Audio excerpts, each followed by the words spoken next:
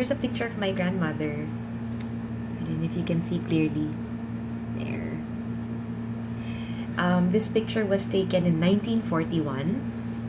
She was Miss Junior HAA Festival. I don't know what HAA stands for, but she was a beauty queen back in Angeles, Pampanga. She was very young, very, very young in this photo, but very beautiful. One of our favorite photos of my grandmother in her Filipiniana. My reflection today will be based on her, and I want to offer this in Thanksgiving for the life that she lived, in Thanksgiving for her being a wonderful grandmother to all 20 plus grandchildren, 20 plus of us. And so here sharing with you some lessons I learned from Lola Glo. Her name is Gloria, no? Gloria, Lola Glo. I remember when I moved here to the Philippines, I was 7 years old, and I only had around 7 years with her here before she passed away. So very, very short time, no? I grew up in Japan, moved here to the Philippines. I was 7, and from age 7 to around age 13, 14 was the time that I got to enjoy her company, her discipline, and her guidance. For those who are watching this who are currently or have been co-parented by a grandparent, I hope you also remember your lolas and your lolos as you watch this little tribute of mine. So the first thing I learned from my Lola Glo is finish what you started. Yan, lalo pagdating sa pagkain. Oh my gosh. Naalala ko, ano yan? Grabe yung disiplina niya pag ano na, nasa dining table kami. As in, ano yan, iisa-isahin niya yung mga apo niya. No? Oh, you finish that. Oh, ubusin mo yan. At talagang hindi ka pwedeng umalis sa dining table hanggang sa simutin mo yung bawat butil ng kanin, no? That you finish every single grain of rice that is on your plate. And sometimes you're already up to here with food, but she puts some more food on your plate. Oh, eat some more ampalaya or drink your milk. And I remember being a kid, being so, I wouldn't say traumatized, but I was so afraid of disappointing her, and I was so worried. I was a picky eater, so eating for me was a chore. And to have Lola, constantly like policing me from behind because I was a small kid, no? Talagang minsan iiyak na ako, ayoko na kumain, pero she would really, really encourage me to finish my food.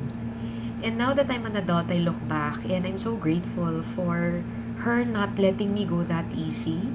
No? Sometimes, nowadays, I would see kids being run around by their yayas. Sila pa yung nagsusubo sa mga bata. Pero back in the day, with Lola's, guidance and bantay sarado, walang subo-subo, basta you finish your food. And I will be here, I'll stay here until you finish it. Diba? Finish what you started. And not just that, but also, be mindful of your resources.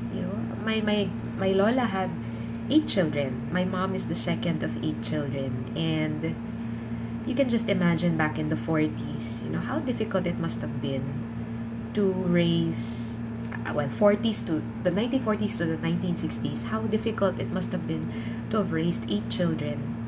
And my Lolo was a simple employee. He was an accountant. My Lola was a stay-at-home mom.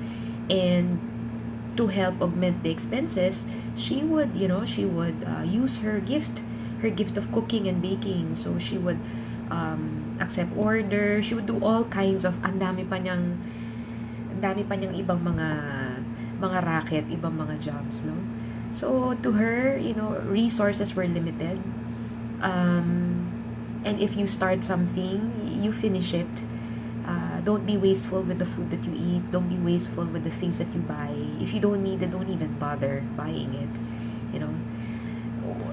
Connected to finish what you started. I remember my Lola wasn't so focused on the quality of the work.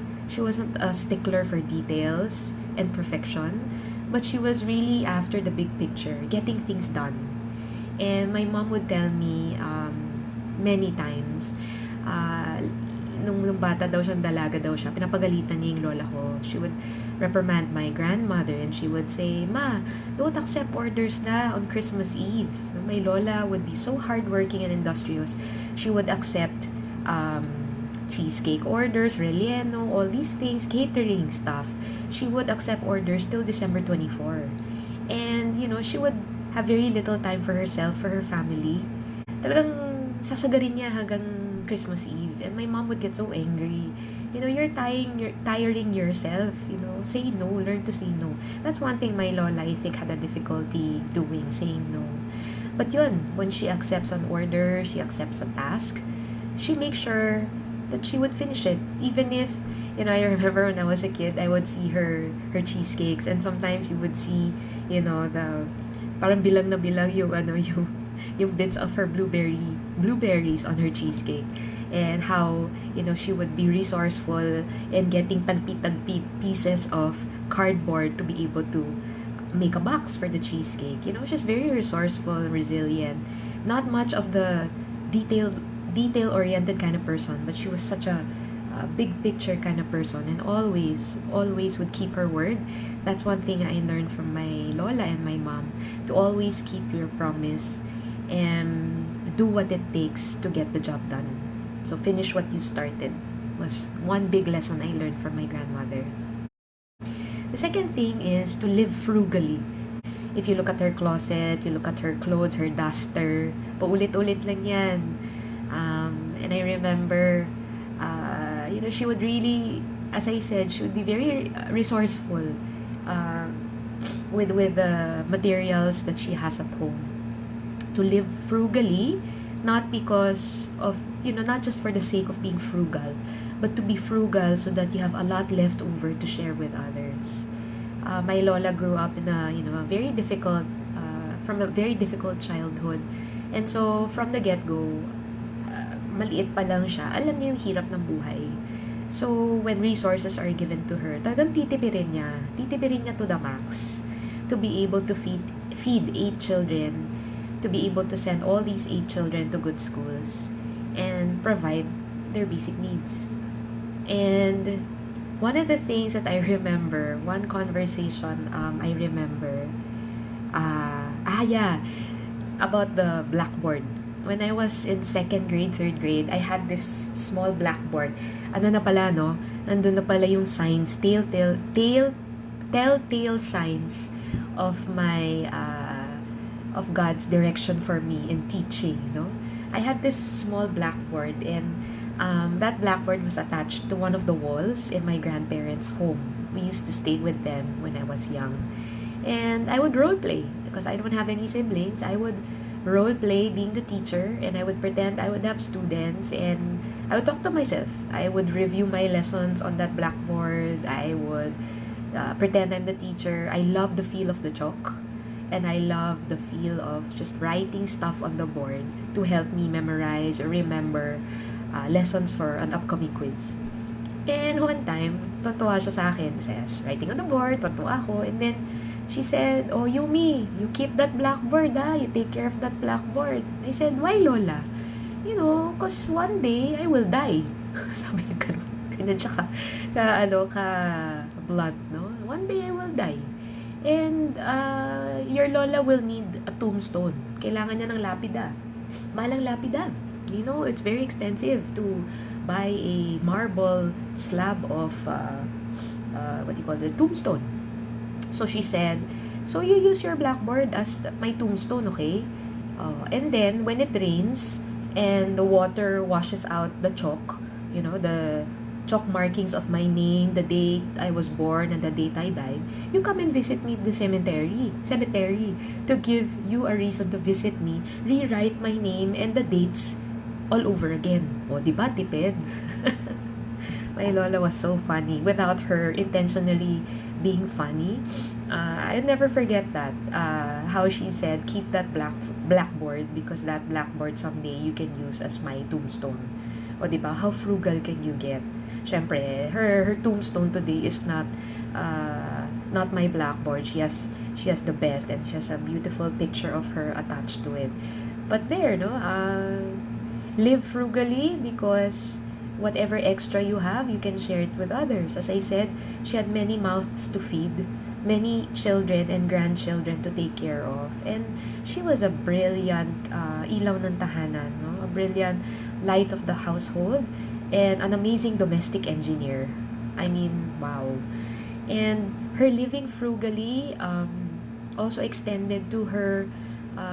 She had this habit of whenever we'd give her gifts, whenever she would receive gifts on her birthday or whatever gift, on whatever special occasion in her life, she would keep it. And then you would see it in the cabinet, sometimes unopened, or, you know, a practically like brand new set of towels or hair accessories or jewelry, whatever. It's just there in the cabinet. And then give it a few months or a year, it's gone. And you wonder where it is because she never uses it. And then later I realized that she gave it away. She gave it to somebody who needed it more, or she would give it as a gift to somebody else instead of, you know, buying a gift herself. She would use these gifts to bless others. As in, naalala ko yung favorite damit niya, favorite clothes niya, was the household duster. Diba? The house dress. And in her house dress, you know, often faded with holes and, you know, tawag dito, loose threads here and there. She was able to move comfortably in the household, cooking and cleaning and taking care of all her apos. Also taking care of the big garden, I remember, which we used to have when we were young. All of that in her humble duster. And now that I remember her, you know, I mean, this picture of her was her as a maybe 16-year-old, no, as a beauty queen in her province in Angeles. But my memory of Lola was more of the super Lola who could do super things in her very simple house dress. So that's the second thing I learned from her. Live frugally so that you have a lot left over to share with others. Which is connected to the third thing I learned from my Lola, which is reserving the best for the people you love.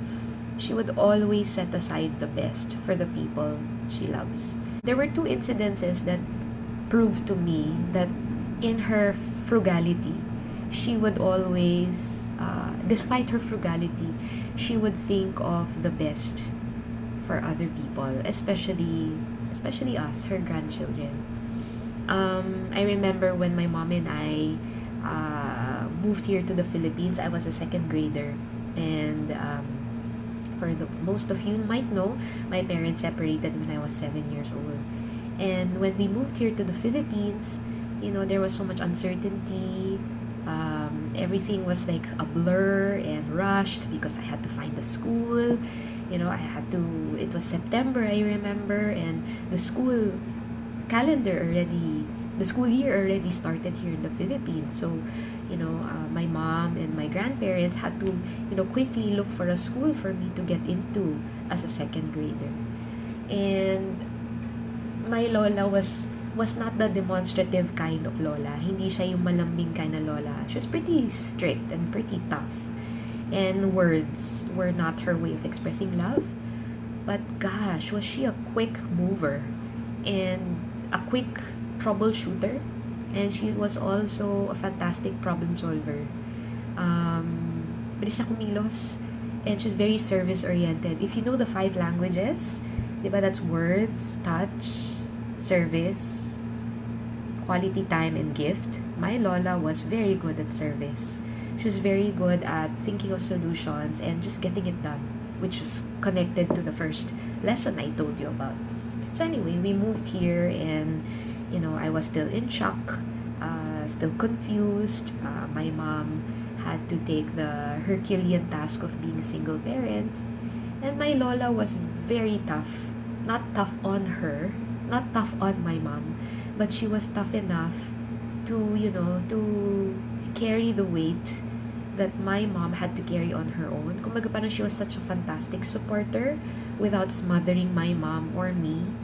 And she proved to be a good supporter by being strong for us. she wouldn't, I don't remember her being emotional or falling apart for us. She was tough and she was strong, and she was thinking, she would think of the many things that I needed as I moved here to the Philippines. And in my first few days of school, syempre, naninibago pa ako sa bagong school ko, bagong classmates, ganyan. I was such a crybaby, so I would cry a lot. But the one thing I enjoyed in my experience of moving here were my tricycle rides from the village where my grandparents lived to my school, which is maybe back then wala pang traffic, 5 to 7 minute tricycle ride, and I enjoyed it. I enjoyed the breeze. I enjoyed the the rugged roads. I just really enjoyed it. And my mom would bring me to school in the trike, and then she would go home, and then she'd pick me up around 2 o'clock. There were times that my lolo would pick me up in his car, but in between, when he is busy, we usually take the tricycle.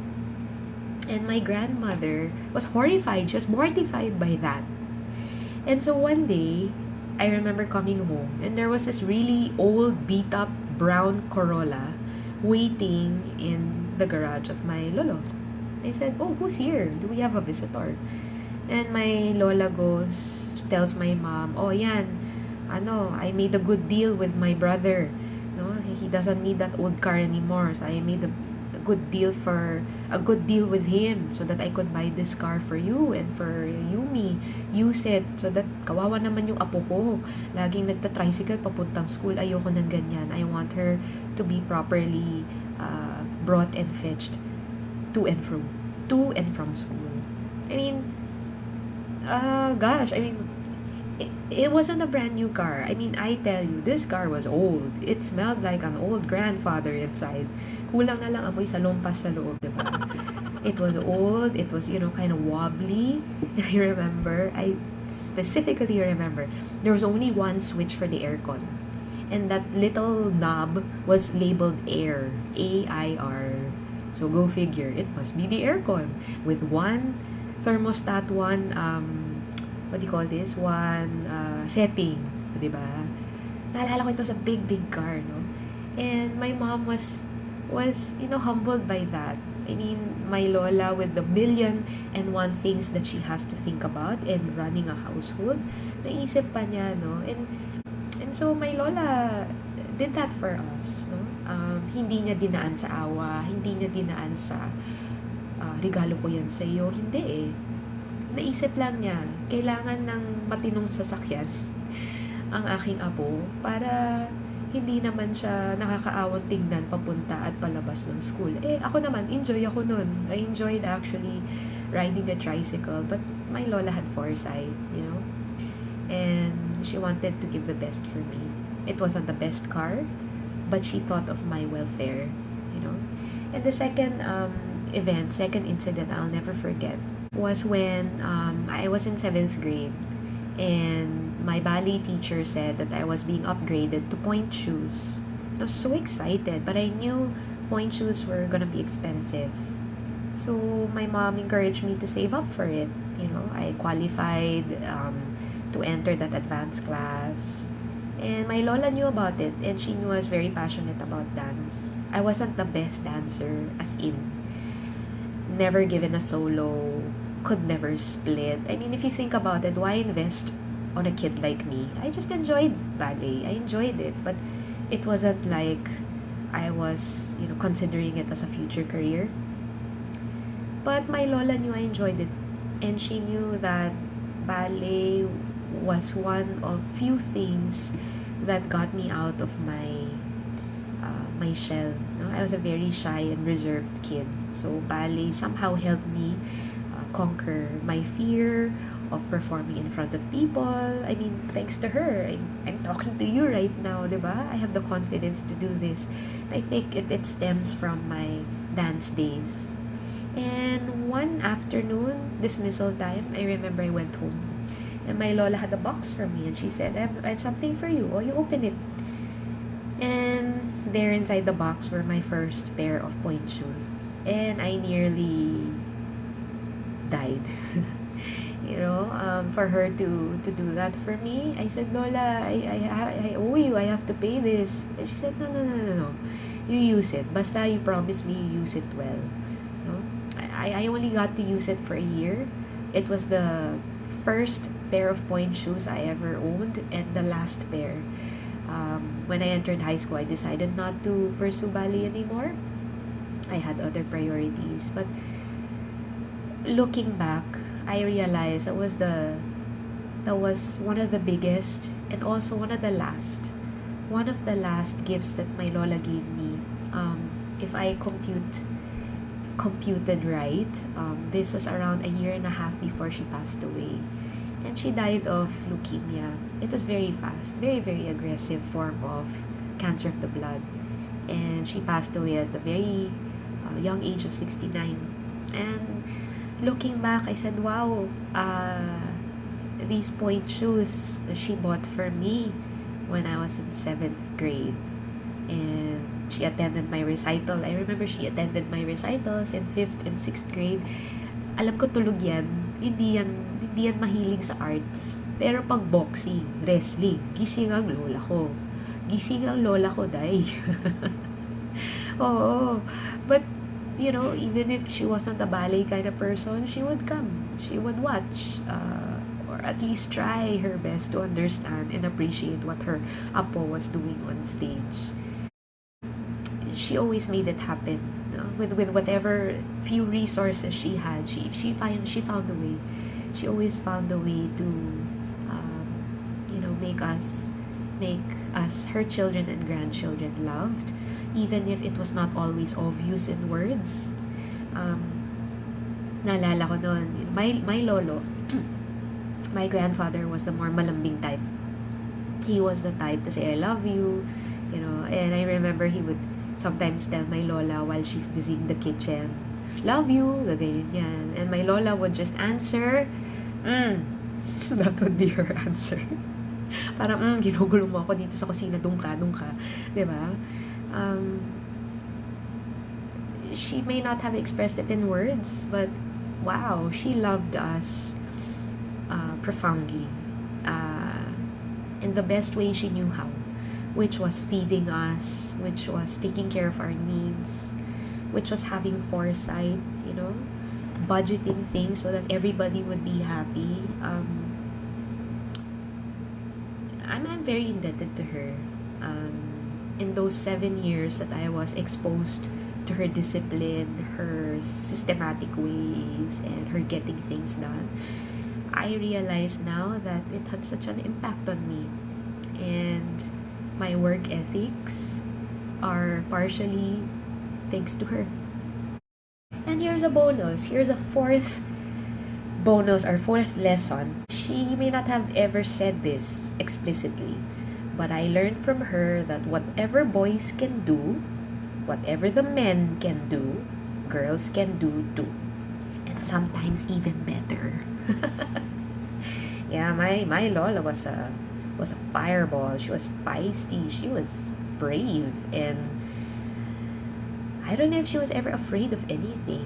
I mean, even in her last months, courageously battling cancer, I never saw her afraid. And, ano yan, magko-commute yan, mag-isa, pupuntang Divisoria, alam mo yun, walang yaya, walang assistant, walang takot. She would just, she wants something, needs to get something done, she just goes for it, And it was my lolo who's like, no, I'll take care of it, or I'll drive for you, or no, I'm good, I can handle it, She's very bullheaded, borderline stubborn sometimes, which I am too. But she was the, poster girl for the empowered girls of her time. And she wasn't afraid to try what the boys would try. She wouldn't be afraid to voice out her opinions. Yeah, my lola and lola used to fight a lot. But in the end, it always ended with love. And when my grandmother died, in the early 90s. She was 69. My lolo continued to be so devoted to her. And one of the sure signs that I knew my lolo loved her very much was that that first year, after she died, my lolo would religiously go and visit her at the cemetery 3 times a day. As soon as he wakes up, he would go to the cemetery with his flask of coffee and his collapsible foldable chair. He would visit her at the cemetery. He would go and, say hi and greet all the caretakers. Kilalang kilala ang aking lolo sa sementeryo. He would come back around after lunch, and then around dinner time or before sunset. His devotion to my grandmother was amazing. Their marriage was far from perfect.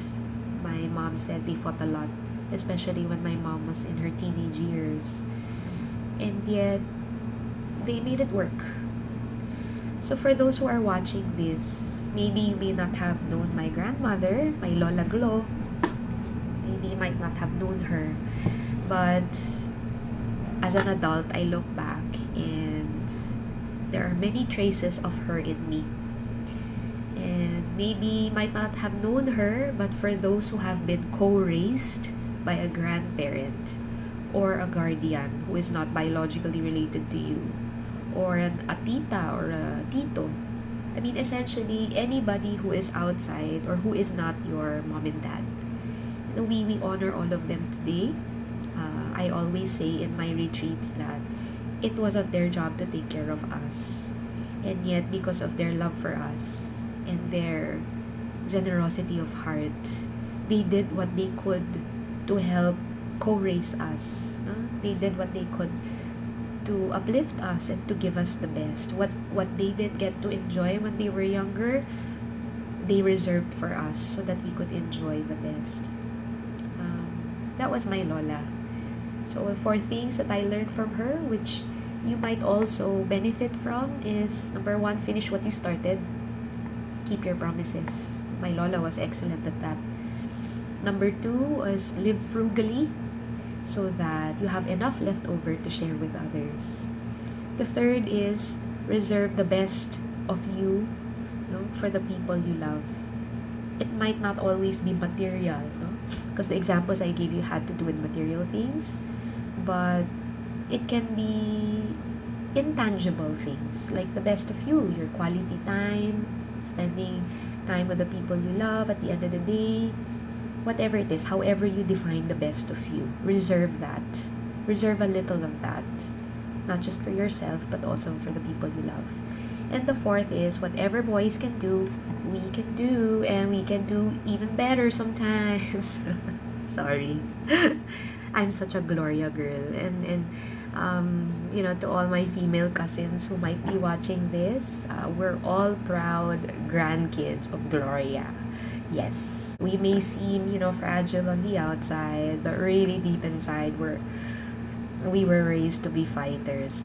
If you are, by chance, still with your grandparents or your grandparents are still alive, please find time to say thank you to them.